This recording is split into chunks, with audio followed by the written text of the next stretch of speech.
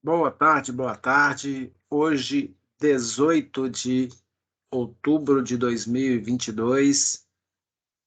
Eu sou o Geraldo, estou na escola de Ipatinga. Hoje é a nossa primeira aula da unidade curricular 11, Técnicas de Controle. Estou com a turma do EBEP de Ipatinga. Espero que esteja tudo bem com vocês, tudo tranquilo, tudo em paz e saúde. Tá?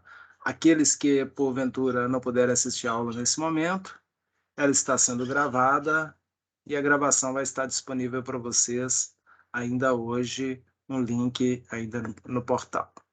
Tudo bem?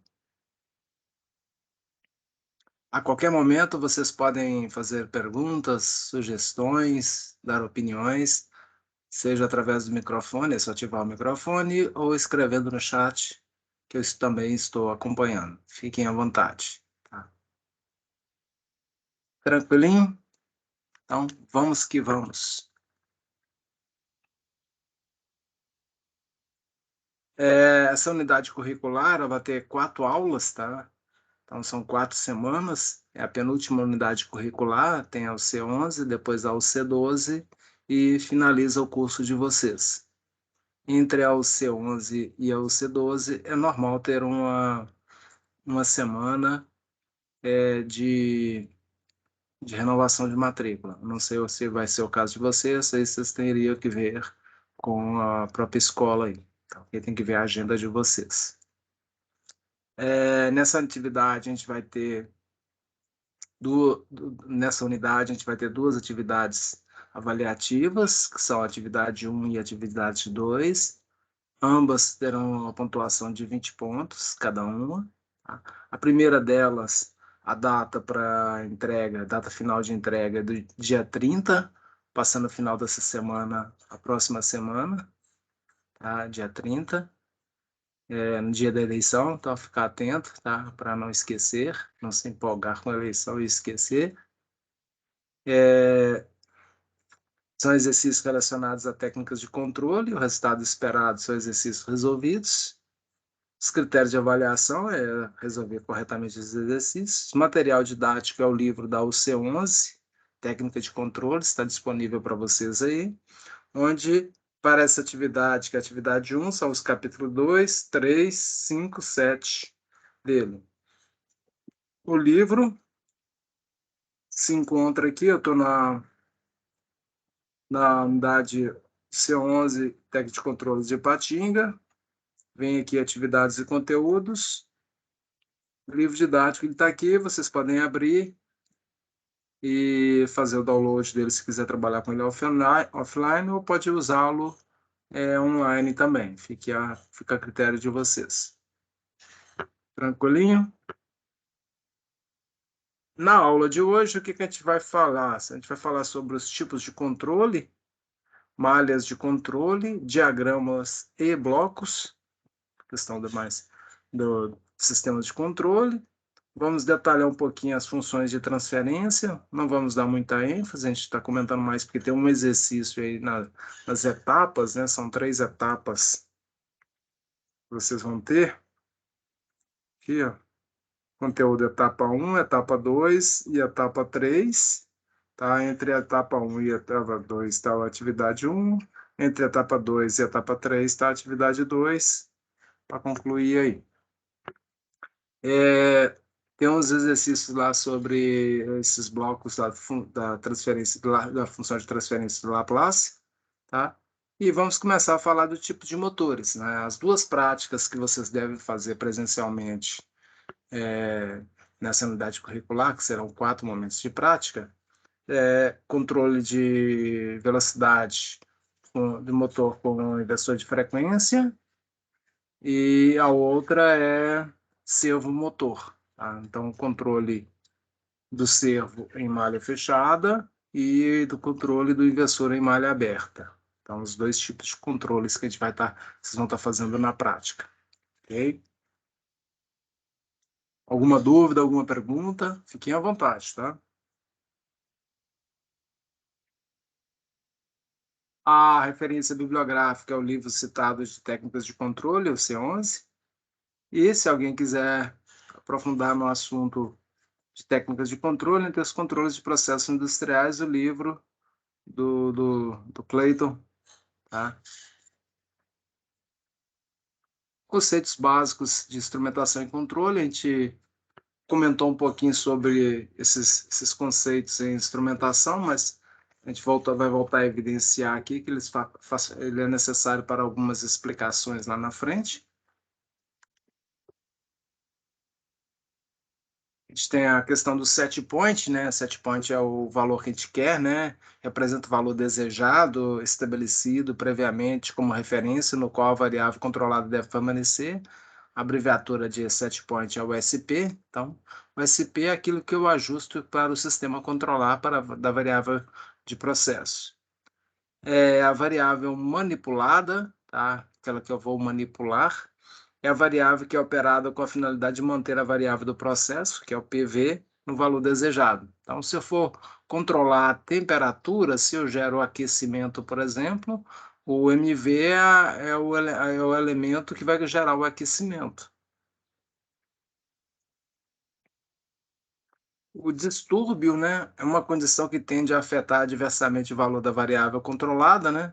Aqui a gente tem como exemplo um distúrbio aqui no variável de controle que é o nível. Então, o PV é o nível, tá? Então, para controlar esse nível aqui, eu tenho o que é vazão, né? Vazão de entrada, quantidade de água que entra no reservatório, e o que é essa quantidade de água que entra desculpa, que sai do reservatório. Então, se entrar água e não sair, tá, eu tenho um determinado distúrbio. Se só sair água e não entrar, eu tenho outro determinado distúrbio. Distúrbio é aquilo que vai fazer com que a variável controlada, no caso aqui o nível, ela fuja do valor ajustado. Tá? E o desvio representa o valor resultante da diferença entre o valor desejado, que é o set point, e o valor da variável controlada, que é o PV, tá? Variável de processo. Também o desvio é também chamado de erro, né?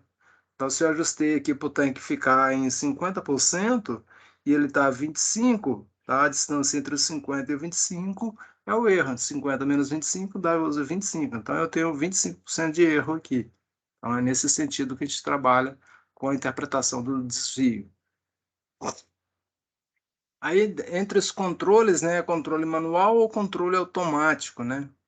Tá? Que os sistemas de controle de processo já existem há muito tempo, tá?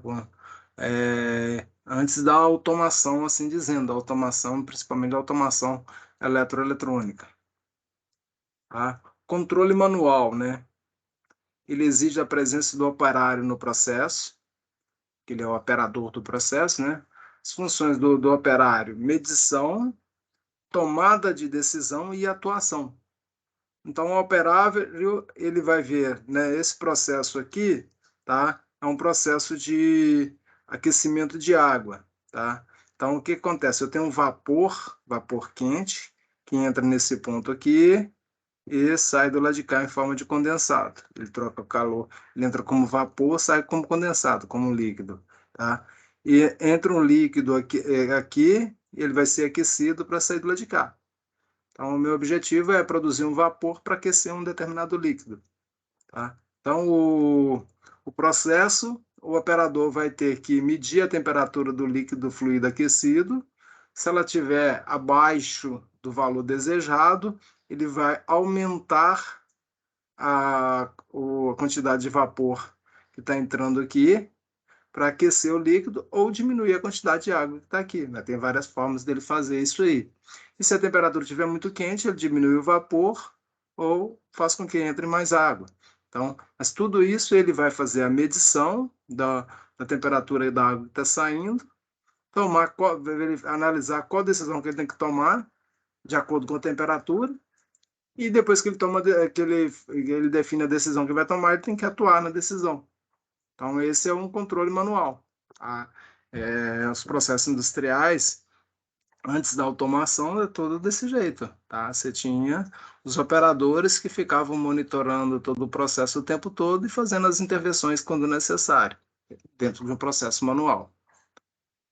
Um processo de controle automático substitui o operador porém requer a utilização de uma malha de controle, tá? Então, eu tenho que ter um sistema eletrônico ou mecânico que faça esse controle automático, tá? Nesse caso aqui é um sistema instrumental, tá? Então, é um sistema de instrumentação que tem o seu princípio aí eletrônico e pneumático. Então, o mesmo processo, a entrada de vapor está aqui, ok? Saída do condensado, a água que entra aqui, sai aqui. Então, a medição de temperatura tem aqui um transmissor de temperatura para esse processo automático aqui. Esse transmissor vai informar, tá, o valor da temperatura para esse equipamento aqui, que é o controlador indicador de temperatura. Ele que vai tomar a decisão. Ele toma a decisão sobre o que fazer com essa temperatura em cima do ponto de ajuste, quanto que eu quero aqui, tá? E de acordo com o erro entre a temperatura do fluido aquecido da saída e o ponto de ajuste, ele vai enviar um sinal para a variável de processo, para alterar a variável de processo, através da conversão de corrente para potência, tá? E vai fazer o controle dessa válvula. Se a temperatura estiver muito baixa, ele vai abrir a válvula para entrar mais vapor. Se a temperatura estiver muito alta, ele vai fechar a válvula para redução de vapor, reduzir a temperatura. Então, todo esse processo aí, ele é automático. O ser humano aqui, ele é um supervisor do processo. Ele vai acompanhar para verificar se a máquina está trabalhando corretamente. Então, ele verifica se precisa de alguma manutenção, se tem algum princípio de vazamento, suprimentos, entre outras coisas. Tá? O processo virou um processo contínuo e automático. Então, essa é a diferença entre processo manual e processo automático. Tranquilinho? Boa tarde, Henrique, Arthur, que eu não tinha dado boa tarde.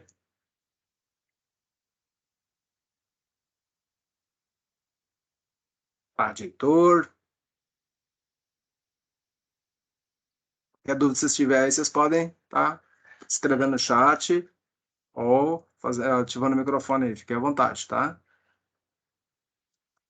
Aqui a gente tem uma comparação do controle manual com o controle automático, né? O controle manual, o investimento inicial é menor, pois necessita de menos equipamentos sofisticados, tá?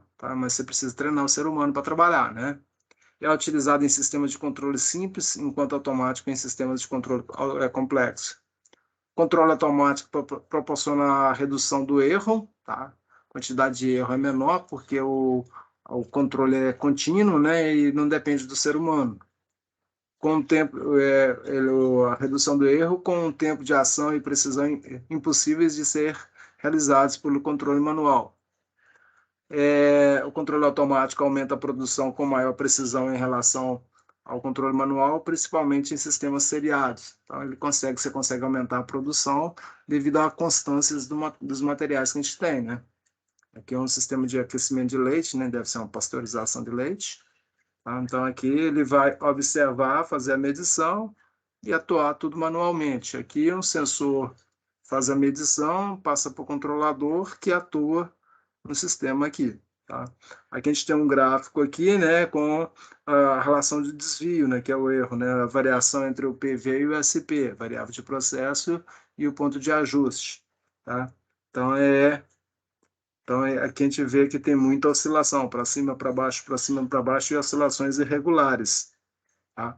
Aqui a gente vê, tá, que existe o erro, todo sistema vai ter o erro, tá, para o sistema automático corrigir, só que esse erro, quando ele aparece, tá, e dentro de um tempo, ele é corrigido e o sistema se estabiliza, e corrige de uma forma bem simétrica aqui, ó, tá, vai reduzindo o erro até praticamente anular o erro. Aqui vai tentando, tentativa e erro, às vezes aumenta, às vezes diminui, tá? E aqui ela tem um processo regressivo do erro. Tá?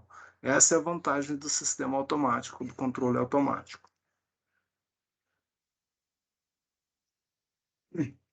Malha de controle, né? É um conjunto formado pelo elemento controlador, o elemento atuador e as variáveis de processo. Aí forma o que a gente chama de uma malha, né, ou circuito de controle, mas o termo melhor, né, mais técnico é malha de controle. A malha de controle ela tem sinais de entradas, que são sinais elétricos, sensores, transmissores, conversores, interruptores, etc. Tá? Os sinais elétricos são enviados para o elemento controlador, que pode ser um CLP, por exemplo, e esse elemento vai lá, processa a informação e envia o resultado para os sinais de controle, que é um elemento final de controle, pode ser uma válvula proporcional, por exemplo. Os sinais de controle, né, esses sinais elétricos aplicados aos elementos finais de controle. Então, você tem os sensores, o elemento pensante, que é o elemento controlador, e os elementos finais de controle. Então, esse a gente chama de malha de controle. Tá? Os elementos de controladores, a gente tem os CLPs, tá? E os controladores dedicados, que são usados para pequenos processos. Então, a vantagem do CLP é que ele é um controlador em página em branco. Você faz o programa, ele faz todo tipo de controle de acordo com a necessidade. Esses controladores dedicados são específicos, tá? A maioria deles não tem interconectividade, ou seja, você não vai conectar uma malha com outra através deles. Então, são bem locais, controle local. Sinais de entrada, a gente tem os sensores, aqui a gente tem os termopares e os termosresistores, tá?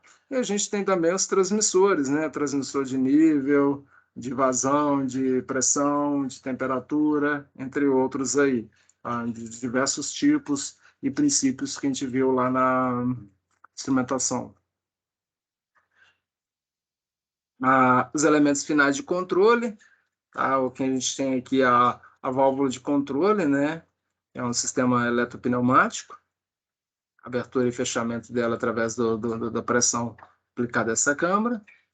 A gente tem os inversores de frequência, as motobombas, tá? Pode ser um inversor também com um ventilador, dependendo da circunstância, tá? Com um exaustor para transportar algum produto. Tá? Então, o inversor e o motor, eles casam em várias situações. Então, a alteração da velocidade pelo inversor de frequência, da velocidade do motor. Um controlador de potência, tá? Esse aqui é muito usado para gerar o potencial de aquecimento em resistores, né? Ele converte o sinal de 4 a 20 em um sinal de potência, né? Aumentando a tensão em cima do resistor ou diminuindo, aí você gera o aquecimento. E tem os damper, tá? O damper é para sistema de refrigeração, de climatização, tá? Onde ele controla de um lado dele lá você tem a temperatura controlada, no nosso caso aqui, como nossa região é região muito quente, né? Só vai ter o ar frio. Em algumas regiões você tem ar frio ou ar quente, né? Para você fazer o controle da temperatura. Então, o ar frio, se a temperatura da sala estiver muito quente, ele faz uma abertura permitindo o ar frio entrar, tá? E se a temperatura estiver muito fria, ele vai fechando a abertura aqui e o ar frio não tem como entrar e faz a climatização do ambiente, tá? Então, ele é um sistema, um servomotor que é usado no damper. Boa tarde, Marcos. Aí a gente tem os controles com malha aberta e malha fechada, tá? O controle em malha aberta é aquele em que a ação de controle independe, ou seja, não tem dependência do resultado da saída do processo. Okay? Então, a saída do processo lá, se for uma bomba, eu não tô, para ser malha aberta, eu não estou preocupado com a velocidade da bomba, com a quantidade de água que está entrando no processo. Tá? Então, é um sistema em malha aberta. Então, a gente tem aqui um sinal de entrada, o controlador, o sinal de controle e o processo e o sinal de saída.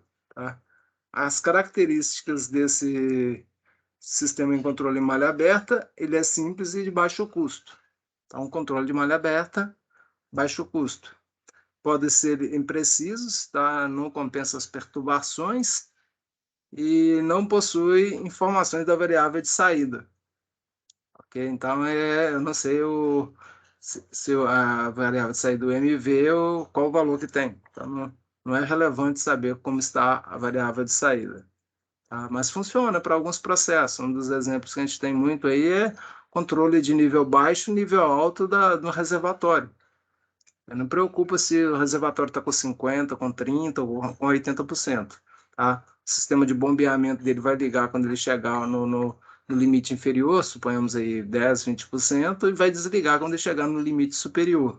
Tá? Enquanto o sistema estiver no meio do caminho, ele não tem controle nenhum. Tá? Então, trabalha dessa forma. Já o sistema em malha fechada, né, é aquele em que a ação de controle, de algum modo, tá, depende de algum modo do resultado da saída. Tá, o valor desejado, a gente tem aqui um sistema, esse aqui é um sistema de blocos, a gente vai ver depois, né? Tá, aqui eu injeto aqui o valor desejado, faço uma comparação aqui, né? Um sinalzinho aqui de os dois pode estar somando ou subtraindo, né? Para gerar um erro aqui, que é a diferença entre o valor ajustado e o variável de pressão, o valor do medido. Esse erro é avisado para o controlador, que manda o sinal para o atuador, para alterar no processo, o processo é medido e vem para cá. É como se eu falasse assim, né? Eu quero encher uma caixa d'água aí usando uma bomba com inversor de frequência, já é uma malha fechada, né? Se a caixa d'água tiver com vazio, com nível muito baixo, tá? Eu quero que a velocidade do motor seja mais alta, mas quando ela estiver aproximando lá do meu valor desejado, que é o final, que é os 90%, suponhamos, tá? A bomba vai girar mais lentamente. Aí já é um sistema em malha fechada, tá? Onde o sinal de saída interfere na variável controlada, que a variável controlada seria a bomba. As características desse sistema de malha fechada, tá? Complexos e de custo mais elevado. Então, a instalação dele requer elementos mais complexos. Possui informação da variável de saída, que a gente chama de medição. Então, eu sei o valor da variável de processo. Tá? Eu não trabalho com limites nas variáveis de processo, eu trabalho com o valor dela. Então, essa é uma característica.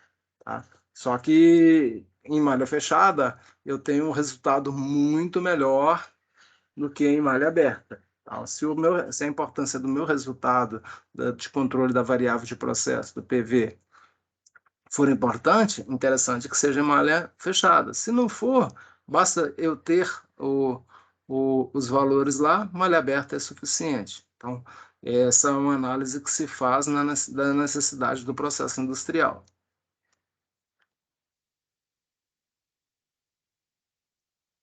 Aqui a gente tem um controle em malha fechada, com inversor de frequência. Tá? A gente tem um inversor de frequência que alimenta o motor. Tá? O inversor de frequência, ele faz a conversão da tensão alternada para contínua, depois da contínua para alternada com frequência variável. Tá? Alterando essa frequência, ele altera a velocidade do motor. Só que a alteração dessa frequência pelo inversor, tá? Ela altera a frequência da variável do campo do motor. Tá? Ok? Que é o que a gente chama do campo girante do motor, que é a velocidade síncrona do motor.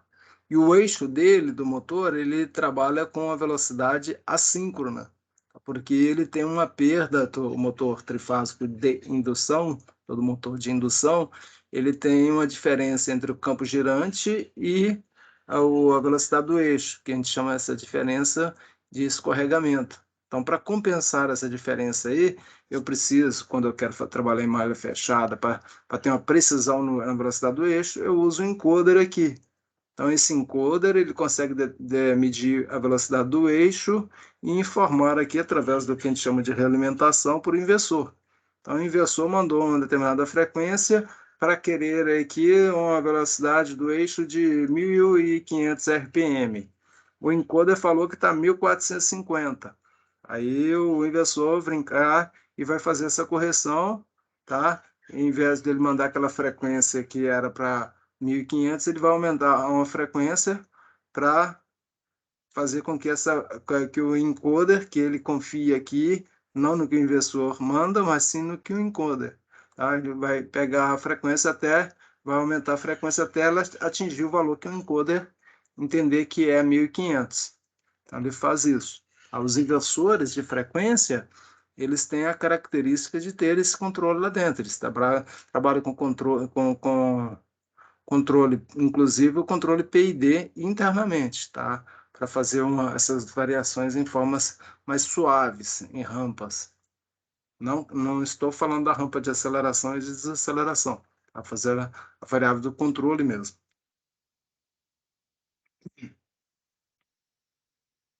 Controle estabelecido na imagem a seguir é um controle em malha aberta ou malha fechada? Falem comigo.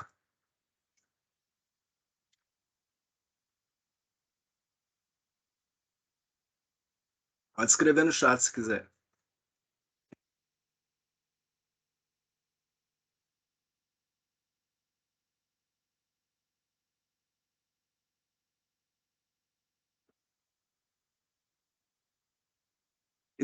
O controle dessa imagem aqui, Nicole, tá? É um controle em malha aberta ou em malha fechada?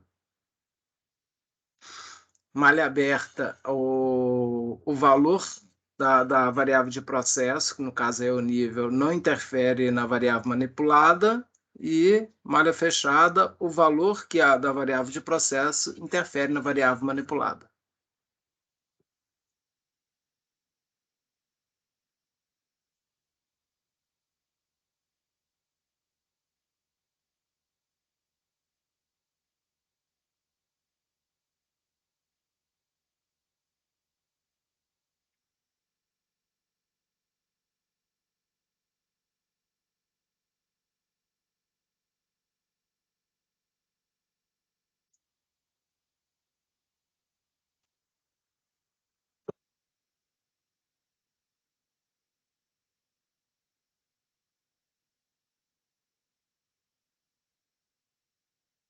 Vamos lá, acabou o tempo. É malha fechada, tá? Sempre que a gente tiver um medidor, tá?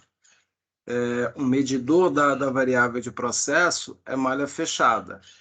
Quando a gente trabalha em malha aberta, normalmente a gente trabalha com os limites, só os limites, tá ok?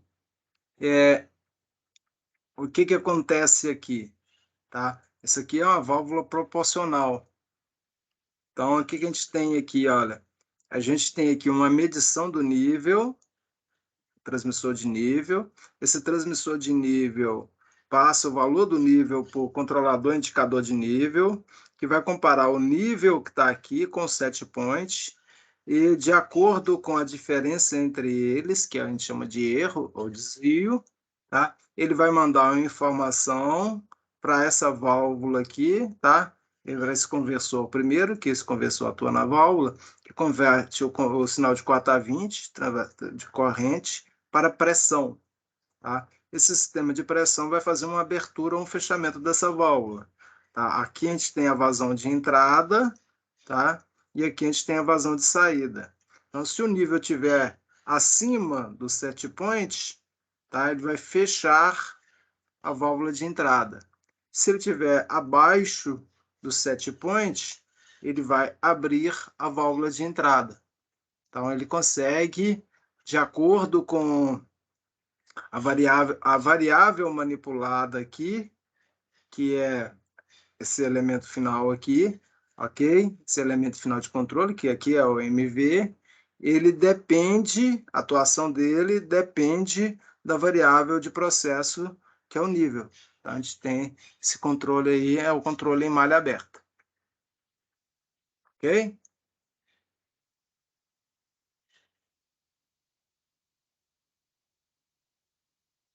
Tranquilo, Arthur? Nicole?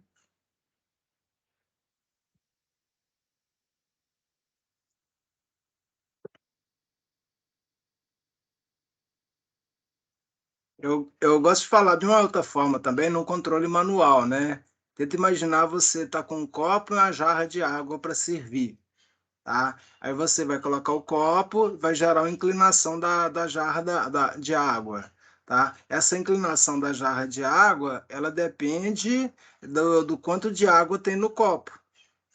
Quanto mais água tiver no copo, você vai diminuir a inclinação da água da jarra até fechar. Aí você fez um controle em malha fechada, ok? Se você abrir uma torneira e sair para encher um recipiente e sair, saiu de perto, aí já é malha aberta. Tá? Ok? Que você não está observando, você não está fazendo as medições. Tranquilo? Vamos que vamos. Diagramas, tá? Os diagramas são parte integrante dos processos de automação industrial, seja na área mecânica, como os diagramas de tubulações, nos vários diagramas elétricos de partida de motores, que vocês já montaram alguns, nos diagramas pneumáticos e hidráulicos, assim como nos diagramas de malha de instrumentação. Desta forma, a automação e os diagramas estão interligados. O técnico deve ter conhecimento pleno desse assunto, que são os diagramas, pois a construção de um modelo de gerenciamento de desempenho é estipulada através dos diagramas de processos industriais e necessita de conhecimento do sistema a ser avaliado e controlado. A gente precisa ter conhecimento de como é o sistema. Para desenvolver um projeto de automação, é necessário conhecer muito bem cada uma dessas áreas e seus respectivos diagramas. Veremos alguns dos diversos diagramas utilizados na automação. A gente já viu alguns na UC7, na implementação de equipamentos e dispositivos, mas tem mais alguns agora aí.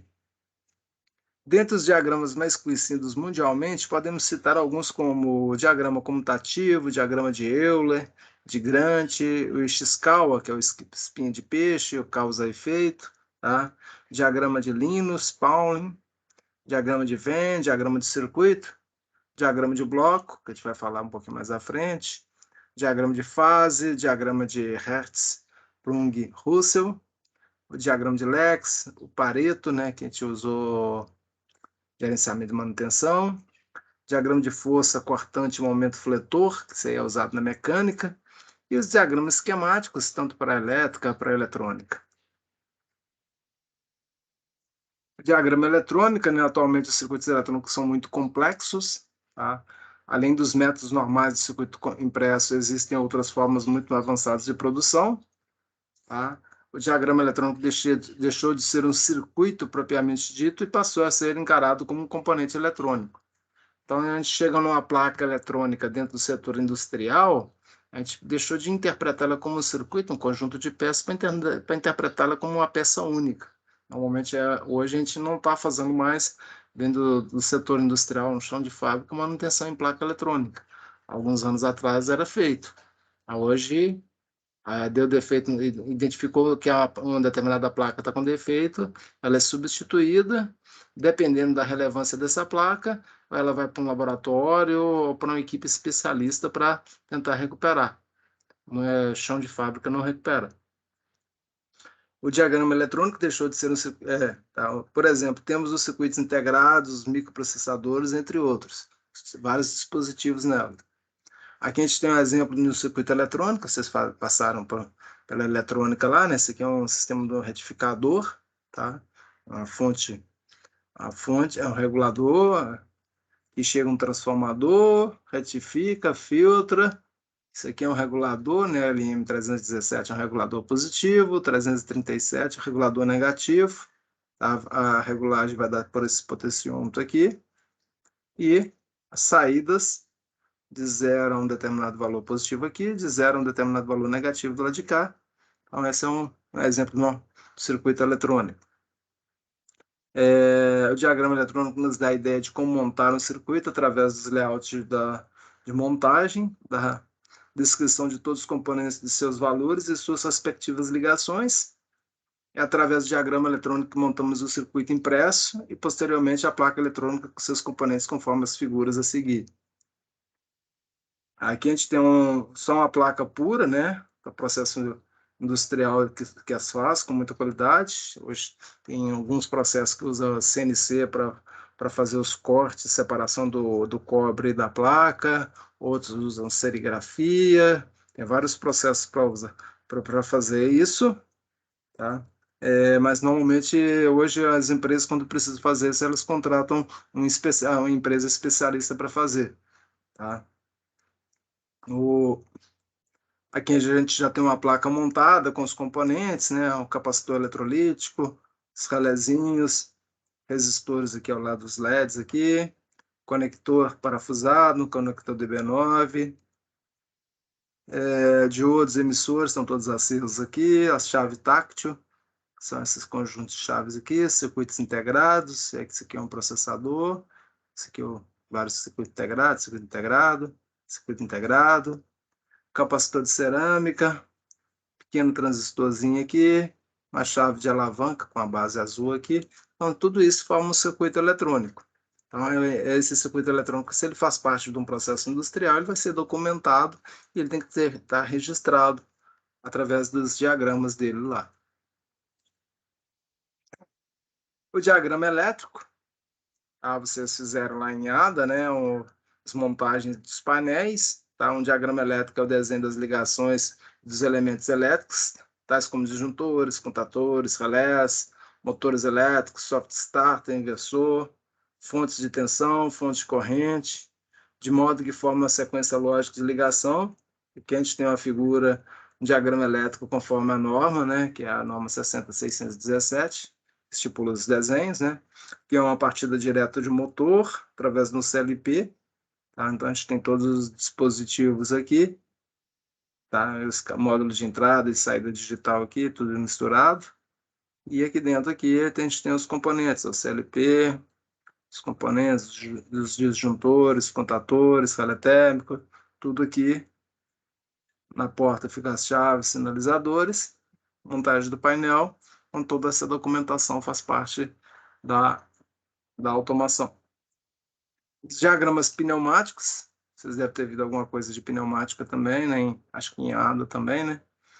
O diagrama pneumático apresenta todos os elementos de comando, controle, sinal e elementos auxiliares do circuito pneumático, que funciona através do ar comprimido, né? Para montagem e manutenção de sistemas pneumáticos, são representados conforme a norma ABNT 8896. Aqui a gente tem um sistema, um cilindro de duplação, né? Com duplo controle de velocidade, controle da velocidade de avanço e recuo, uma válvula 5 duas vias aqui, uma válvula temporizadora, então, um botão de ligar aqui de 3 duas vias, um fim de curso, que é esse 1.3 aqui, a unidade de conservação, que é esse elemento 01 aqui, o distribuidor, que é esse elemento aqui. Do lado de cá, a gente tem todos esses elementos aqui, ó. A unidade de conservação está aqui, o lubrifil, distribuidor, tá? Então, válvula temporizadora, válvulas 5 duas vias, tá? A chave, tudo na montagem dos quadros aqui, pneumático. O hidráulico bem parecido, né? O diagrama hidráulico é similar ao pneumático, porém apresenta, além dos elementos de comando, controle, sinal e elementos auxiliares, o diagrama do circuito de potência, né? Que é este de baixo aqui, a unidade hidráulica, né? Circuito de potência do sistema hidráulico. Esse também é muito utilizado para manutenção de máquinas e equipamentos apresentados conforme a norma ISO 1219 ou DIN 24300. Então, aqui a gente tem a unidade aqui, que tem um motor, né, um motobomba aqui, a bomba hidráulica que empurra o fluido, tá, nos pontos de pressão. Aqui tem 2 atuadores de duplação, tá? Uma válvula aqui, 4 duas vias com duplo comando elétrico. Aqui umas 5 duas vias, ó, desculpa, 4 duas vias, centro aberto, tá? 4, 3 vias, centro aberto, tá? Duplo comando elétrico. Então, essa aqui tem memória, essa não. Ó, essa tem memória, essa não, tá? Então, é o sistema hidráulico. Ainda a gente tem na parte de gestão, tem os diagramas de gestão, né? Diagramas mais conhecidos mundialmente é conhecido como espinha de peixe ou Ischia-Shikawa, tá? Ou diagrama de causa e efeito, tá? Ele representa a estrutura hierárquica das causas e respectivos efeitos, distribuído em 6 categorias. Cada categoria começa a letra M, por isso esse diagrama também é conhecido como 6M, tá? Então, o problema, o que pode causar determinado problema? Ele vem da mão de obra, do material, do método, da máquina, da medida e do meio ambiente. Então, a ideia disso aí é, antes do equipamento dar problema, você já saber o que pode gerar aqui, quais problemas que podem ser gerados e o que pode levar cada, cada problema, o que pode causar cada problema. Com isso, você consegue fazer um plano de manutenção preventiva, tá? Para que haja um mínimo possível de paradas e também, tá? Você consegue já prever peças de reposição quando quando é questão de material, que elas vão se degradar, já tem a perspectiva de degradação, você já tê-las em estoque, tá? Cada efeito pode ter mais de uma causa. Em outras palavras, o problema técnico de qualquer pode ser causado por mais de um motivo. Você precisa descrever todos os motivos geradores da falha e as possíveis soluções para as melhorias do processo para que o problema não ocorra no futuro ou que seus efeitos não tragam tantos prejuízos à empresa. Então, você já tem a prevenção do defeito. Essa é a ideia. O diagrama de instrumentação traz esse documento que contempla todos os projetos detalhados de uma planta, como definição das funções envolvidas, as interligações entre elas, fazendo-se a representação de acordo com a localização física de cada instrumento ou função. Os diagramas de instrumentos de instrumentação são elaborados com base na norma ISA S 5.1, que a gente estudou em instrumentação, que tem como objetivo estabelecer as informações necessárias e também os detalhes opcionais para os diagramas. São utilizados largamente pelos técnicos em vários momentos, principalmente no momento de interpretação e também no momento de comissionamento e startup. Aqui a gente tem um diagrama de intertravamento, né, que define as condições para o enchimento do tanque A e do tanque B, né? Então, isso aqui é um exemplo de intertravamento para a instrumentação. E aqui o diagrama PID de um processo, tá? Com todos os exemplos aqui. Tá? Um controle de processo batelada, envolvendo controlador e mostrador compartilhado e controlador programável. Então, tudo está no sistema aqui, controle de vazão, controle de sensor de temperatura, transmissor de vazão, entre outros aí. O diagrama de blocos, né? Dentro das técnicas de controle existem vários diagramas, como vimos anteriormente, porém um dos diagramas se destaca por gerir todos os outros. Esse é conhecido como diagrama de bloco, que é uma representação gráfica de um processo ou modelo de um sistema complexo. Então, o objetivo dele é pegar um sistema bem complexo e definir cada bloquinho para ficar mais fácil a interpretação. Através de figuras geométricas e ligações, descreve-se as relações entre cada subsistema, cada subbloco, e o fluxo da informação. É a representação gráfica da solução de um problema. Então, como se soluciona? Os símbolos devem ser dispostos em ordem lógica e com sintaxe correta para atingir o objetivo de resolver o problema. Então, todo objetivo é resolver o problema. Os diagramas diferem dos fluxogramas por representarem pequenas partes de um grande sistema com foco no processo lógico. Então, o diagrama já é um pouquinho diferente do fluxograma. Aqui a gente tem um sistema de controle sequencial, né? Tá? Sistema de controle sequencial. Aí é um dispositivo de comando acionado, que pode ser uma botoeira, uma chave rotativa, uma chave seletora. Depois que ele é acionado, como ele é sequencial, o que ocorre depois que aciona ele? O sinal elétrico, o sinal é transmitido para o dispositivo de processo que irá atuar de maneira determinada. O que seria o dispositivo de processo? Um relé, um temporizador, um contador, um cartão lógico de um CLP. Tá? Depois disso aí, sempre, por fato de ser sequencial, é sempre nessa sequência numérica que tem o sinal detectado é enviado ao dispositivo de sinalização, aí você vai sinalizar a ação que foi detectada aqui através da lâmpada, do LED, anunciador, cigarro, buzina, campainha. O elemento 4, o sinal de controle resultante de um sinal de processo, né?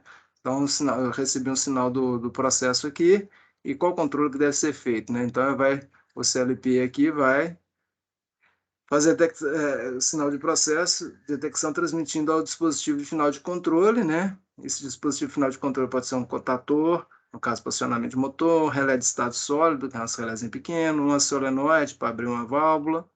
Depois disso, o sinal transmitido do dispositivo final de controle atua sobre o dispositivo controlado, abre a válvula, liga o motor, entre outras coisas. Depois, a atuação do dispositivo controlador, a variável controlada atinge uma condição determinada e os dispositivos sensores e proteção atuam. Então, depois que ligou, aí o sensor vai dar os retornos lá. Tá? Esses sensores podem ser chave de fim de curso, chave de nível, chave de pressão, chave de proximidade, relé de sobrecorrente, todos eles aqui. E depois um sinal de detecção que significa condição de variável, dispositivo, sinalização e aos processos para a próxima sequência de operação, ou seja, terminou aquele processo, começa um novo processo. Aí vai ter uma sinalização, tá? Uma lâmpada, um LED, um anunciador, uma cigarra, uma buzina, fazendo. Isso é um processo contínuo. Então, você vai dar um comando, ele vai fazer uma operação todinha lá e vai sinalizar durante a operação para depois avisar que está pronta aquela peça e já pode começar outra. Você vai dar outro comando e segue isso aí, segue toda essa sequência. Isso aí é o sistema de controle sequencial. Também temos outros exemplos de diagramas de blocos muito utilizados por técnicos de automação, são os diagramas de processo, que a gente chama de instrumentação, os diagramas de bloco de função para o CLP, a programação de CLP através dos blocos lógicos, por exemplo, os diagramas de blocos para robôs, na robótica trabalha. A camada de aplicação utiliza os conceitos de blocos para realizar todas as suas funções. Existem 3 tipos de blocos básicos: blocos de recursos, blocos de transitores e blocos de função. Essa camada aí é na rede, tá? Na rede da automação. Então, a gente tem aqui na camada aqui o sensor, ele fornece informação para o bloco transdutor, tá? E o bloco transdutor vai para o bloco de função, que vai ligar na rede, e tem o bloco de recursos. Desses blocos, função, recurso, transdutor, né? Função automática no encapsulamento básico, conexão através de uma rede, pode ser uma rede Modbus, por exemplo. Registro aberto, permite controle determinístico. O recurso é uma informação geral dos equipamentos, recursos relacionados à temporização, que se tiver. Transdutor é entrada e saída de informação específica, né? Vai pegar, um sensor vai informar para a rede ou a rede vai enviar um sinal para fora, tá? E aí precisa de calibração e configuração para os elementos, que a gente vai ver isso mais à frente.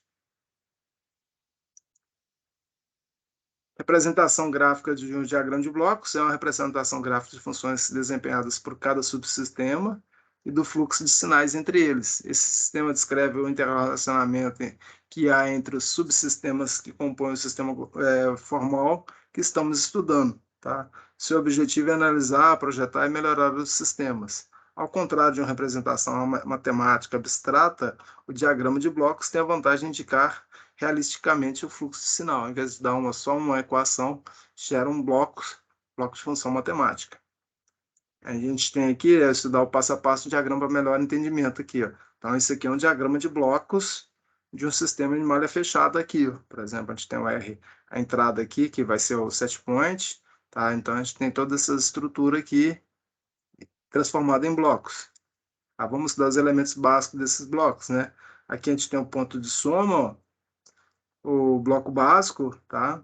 E o ponto de derivação, onde a variável do processo faz a retorno aqui para fazer a realimentação.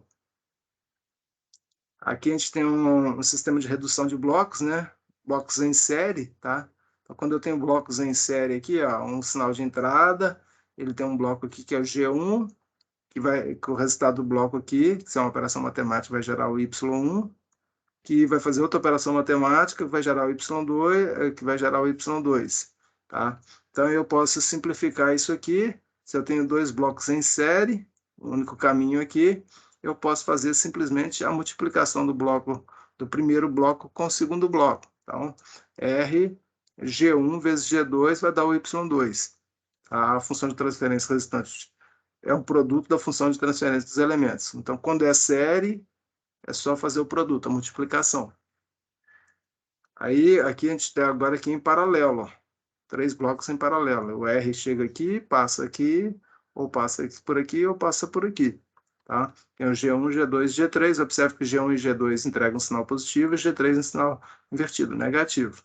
Então, a gente gera um único bloco. Quando é paralelo, é só somar, fazer a operação algébrica deles. G1 mais G2 mais menos G3, então fica menos G3.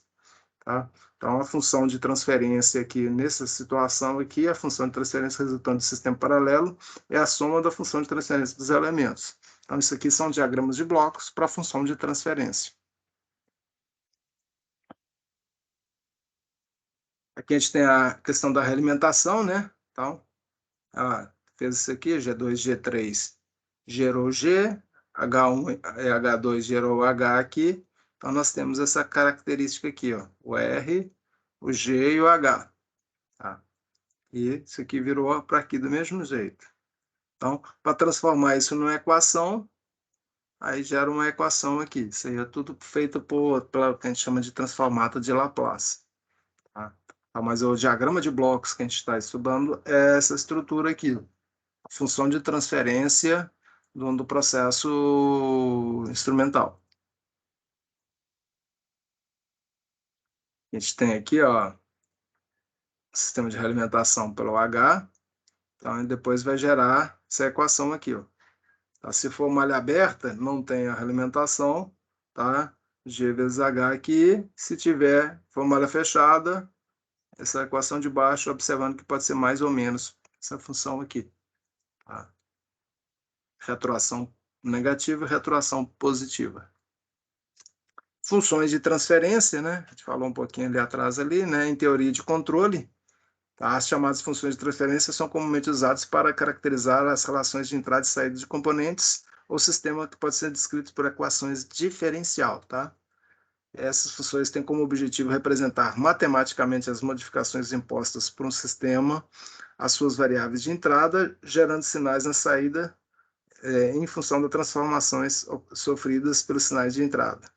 A transformação de Laplace é uma ferramenta muito útil no estudo de sistemas dinâmicos, pois transforma as equações diferenciais que descrevem esse sistema em equações algébricas. Além disso, introduz os conceitos de polos e zeros para sistemas dinâmicos, que facilitam para engenheiros e técnicos a interpretação desses sistemas e o projeto de sistemas para controle. Algumas características do teorema de Laplace. É um modelo matemático expresso através da equação diferencial que relaciona a saída com a entrada. Então, o objetivo dele é variável de entrada, variável de saída e ter uma função matemática entre elas. Independente da magnitude e da natureza da entrada, inclui unidades de entrada e saídas, não fornece informações sobre a estrutura física do sistema. O que tem no sistema que faz aquilo ali, tá? Pode ser estabelecido experimentalmente, introduzindo entradas conhecidas e analisando as saídas. Você pode fazer por tentativa e erro. Vamos conhecer um pouco melhor o Teorema de Laplace, né? O Teorema de Laplace, assim como denominado em homenagem ao matemático e astrônomo francês Pierre-Simon Laplace, que viveu em 1749 1827, vai fazer 200 anos que ele morreu, tá? É um teorema matemático utilizado para simplificar o cálculo de determinantes de matriz quadrática, proporcionando a possibilidade de decompô-lo em números menores, conforme veremos a seguir. Então, aqui a gente tem x em S, g em S e y em S. Esse S aqui indica que é uma variável complexa, tá? Então, o sistema é complexo quando se trabalha com a equação, por exemplo, diferencial. A GS é a função de transferência, XS é a transformação de Laplace da entrada, o YS é transformado de Laplace da saída. Tá? FT, tá? É uma função de tempo, em que FT igual a zero para T menor, tá? Que zero. Onde S é uma variável complexa e o L é o operador de Laplace. Toda vez que tiver um L, normalmente ele nem sempre ele vem esse L maiúsculo, não, tá? Ele vem um L, uma grafia manual. É um símbolo operacional que indica a grandeza que ele antecede vai ser transformado por meio da integral de Laplace. O que é a integral de Laplace, Geraldo? Essa integralzinha aqui, ó, tá? A transformada de Laplace ela é dada por L, a função do tempo, tá? Que é uma função do S, que é uma variável complexa. Esse símbolo aqui é da integral do tempo zero ao tempo infinito, ou seja, para qualquer tempo que você quiser. Tá? É o número de Euler menos ST, tá? A função do t, a derivada do tempo. Tá? Isso é uma complexidade muito grande, tá? É função de terceiro grau que a gente não vai discutir aqui no curso técnico.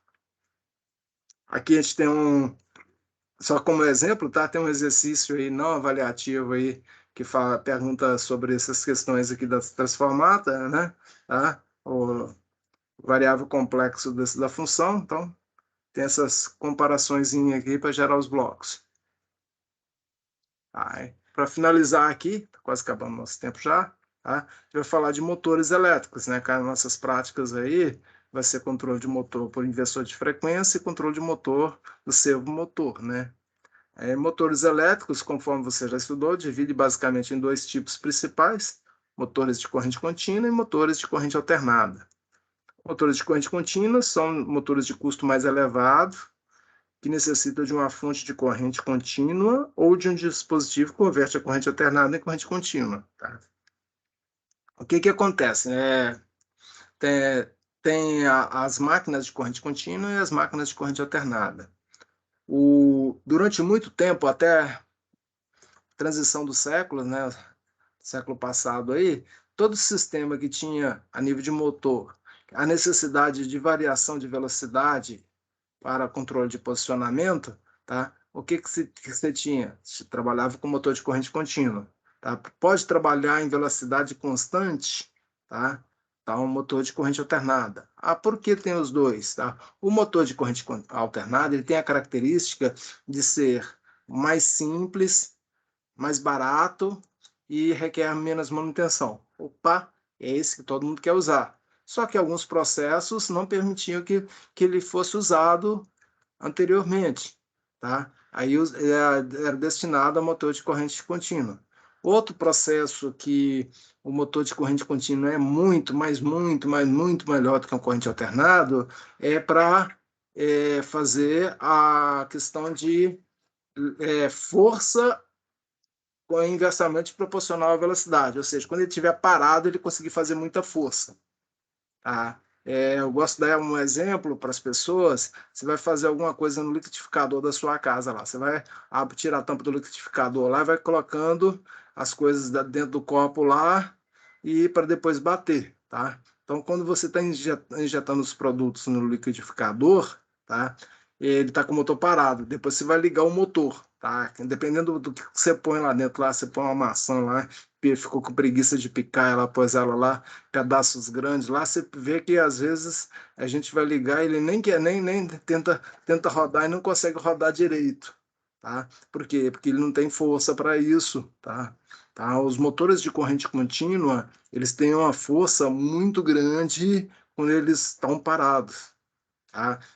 A maioria das pessoas desconhece, mas essas locomotivas que a gente tem aí, que a Vale corta a nossa cidade aqui, com 300, 400 vagões aí carregados de minério de ferro, todas elas usam um motor de corrente contínua.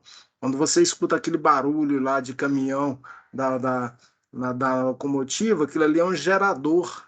Tá? Ela tem um gerador que gera o potencial de corrente contínua para alimentar o motor de corrente contínua para tocar a locomotiva, tá? Assim como os metrôs também trabalham dessa forma.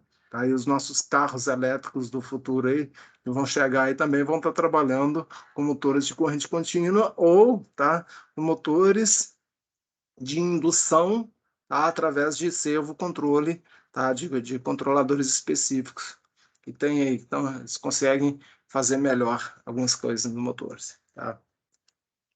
A característica do motor de corrente contínua, eles podem funcionar com velocidade ajustável entre ambos limites, tá? Quase parado na velocidade máxima, e se prestam a controles de grande flexibilidade e precisão.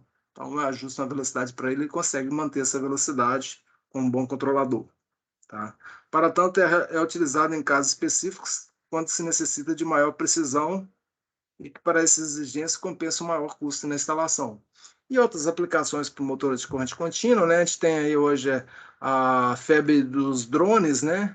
Todos os drones trabalham com motores de corrente contínua, impressoras, tá? Impressoras que a gente tem em casa para imprimir papel, impressoras 3D, tudo trabalha com motores ou motores de passo, que são motores de corrente contínua, ou motores tradicionais de corrente contínua, que a gente vai ver os tipos deles aí mais à frente.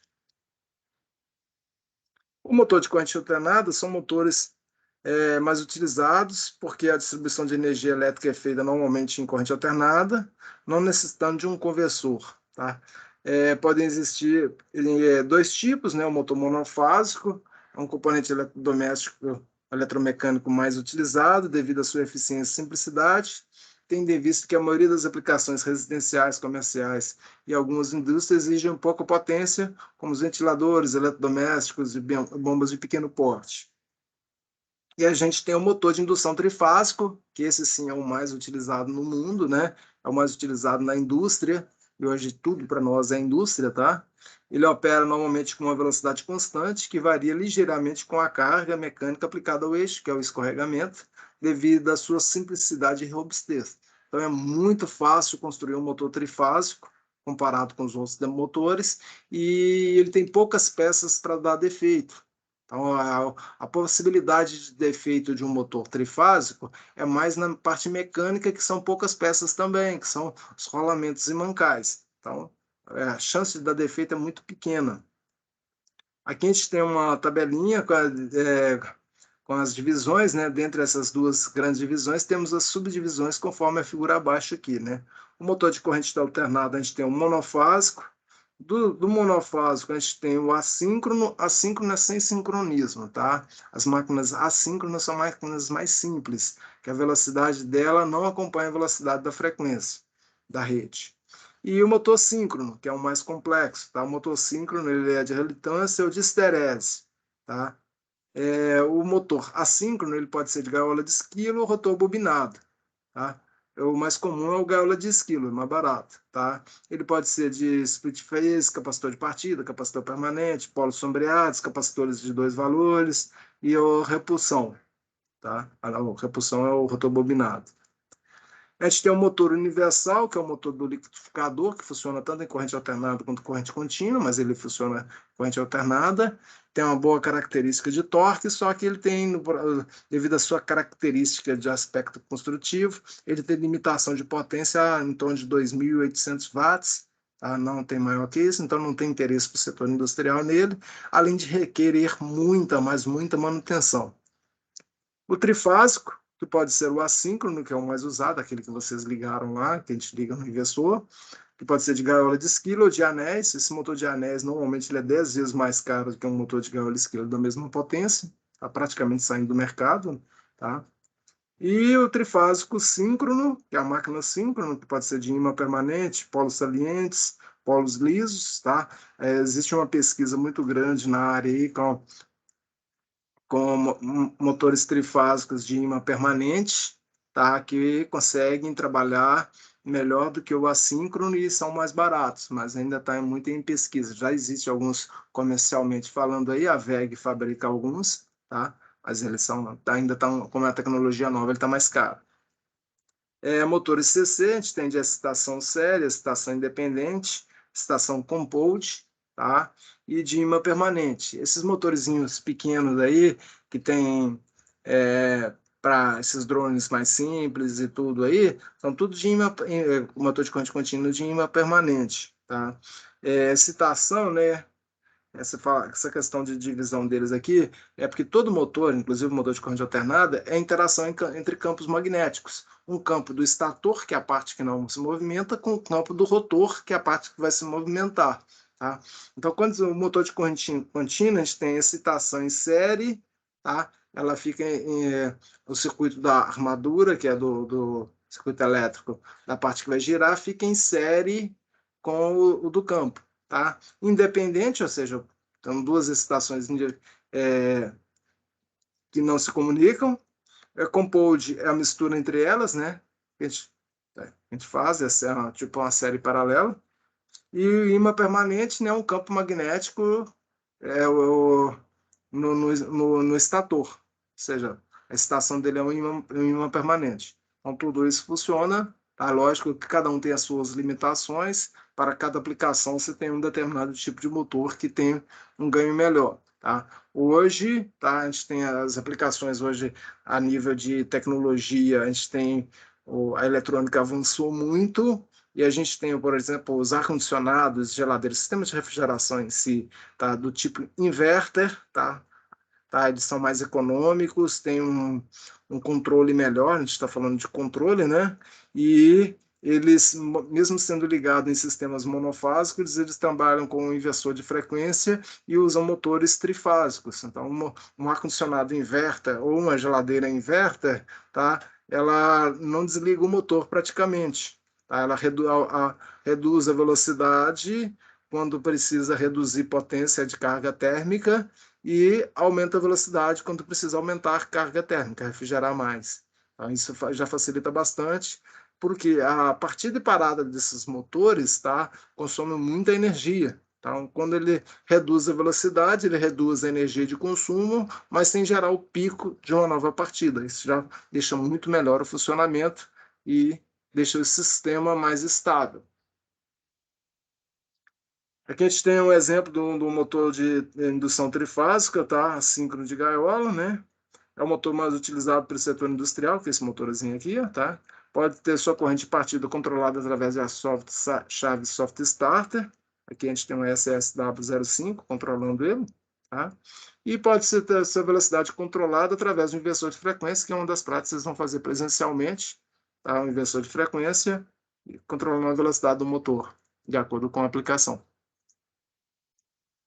Dúvidas, perguntas? Falem comigo.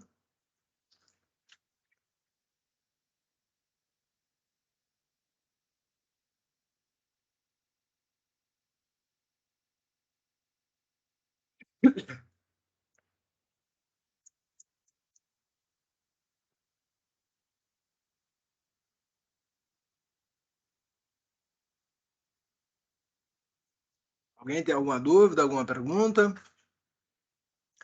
Eu sugiro que vocês dêem uma conferida lá na atividade um, tá? Vale 20 pontos, não esquece não, tá?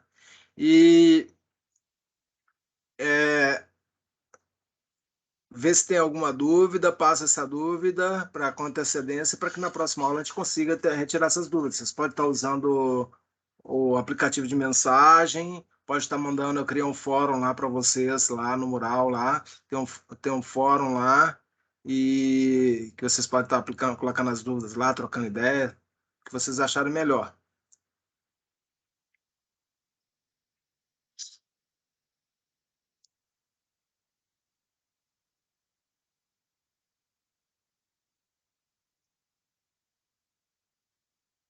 Eu vou encerrar a gravação aqui, mas eu vou continuar na sala, tá? Só vou fazer uma fala de encerramento da gravação, mas eu vou continuar aqui se alguém tiver com dúvida, tá? Galera, ó, vou encerrar a gravação. Obrigado a participação de vocês, tá? Quaisquer dúvida, manda mensagem para mim, tá? Ou coloca, publica no fórum, tá? Desejo a vocês uma excelente semana. Não deixe a atividade para ficar para a última hora. Quaisquer dúvida, tá? Pode me procurar que eu estou à disposição. Tudo de bom para vocês. Continuar na sala aqui.